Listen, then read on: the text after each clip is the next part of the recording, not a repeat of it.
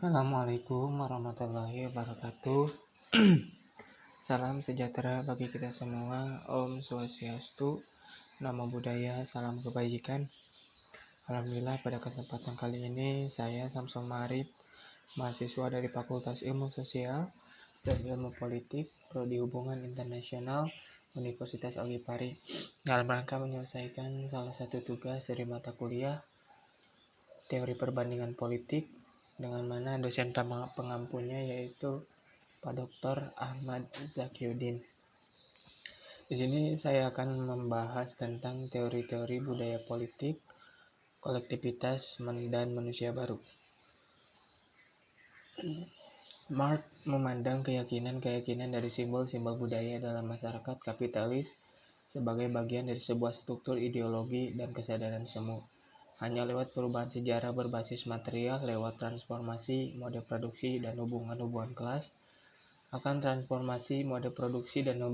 kelas, akan menjadi perubahan-perubahan dalam budaya umumnya sedapat mungkin bertahan. Secara keseluruhan, Weber menjelaskan susunan politik, sosial, dan ekonomi dengan merujuk pada suatu budaya otonom yang berbentuk oleh orientasi kepentingan individual yang rasional.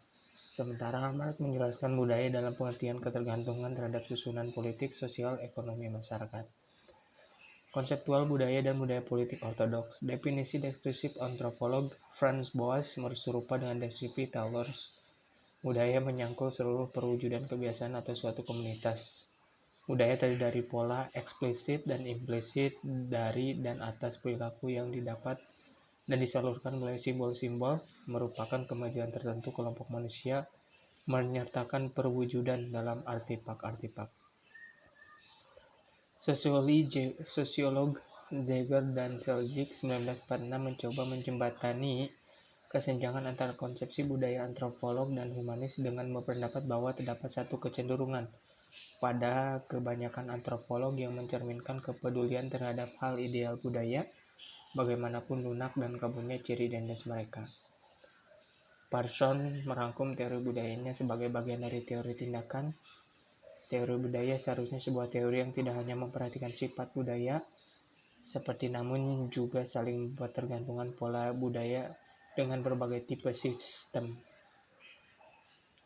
Dalil-dalil ini membawa Almond dan Verba pada budaya politik dengan menarik dari kontribusi budaya Haber, Francis Weber, Laswell, dan lain-lain. Mereka menekankan orientasi psikologi, perenungan, dan perasaan manusia dalam berhubungan dengan sistem politiknya. Berdasarkan atas teori mereka, definisi umum atau makna budaya politik pada tingkat makro akan diuji, dan kemudian tingkat yang lebih spesifik atau mikro akan diamati. Implementasi budaya politik pada tingkatan umum. Almond berkata, jika kita berbicara tentang budaya politik masyarakat, maka kita merujuk pada sistem politik yang terinternalisasikan lewat perenungan, perasaan, dan evaluasi penduduknya, yang kemudian diasumsikan bahwa ada 3 tipe dalam masyarakat, yaitu parokial, subjek, partisipan. Jadi dapat disederhanakan bahwa budaya politik merupakan pola sikap dan orientasi individual terhadap politik. Orientasi di sini juga meliputi 3 tipe, yaitu orientasi kognitif, orientasi efektif, orientasi evaluatif. Sidney Verba juga sepakat bahwa dengan Almond dan menambahkan bahwa budaya politik terdiri dari sistem keyakinan-keyakinan empiris, simbol-simbol empiris, dan nilai-nilai yang mendefinisikan situasi di mana tindakan politik berlangsung. Interpretasi budaya politik pada tingkat spesifik. Studi komunikasi. Studi komunikasi adalah esensial dan memberikan fasilitas bagi pemahamnya dan perkembangan budaya. Bisa lihat dengan pengertian lain. Studi komunikasi terus ada kandungan komunikasi merupakan sumber substansi dasar hubungan manusia, dan aliran komunikasi menentukan arahan dan jejak perkembangan sosial yang dinamis.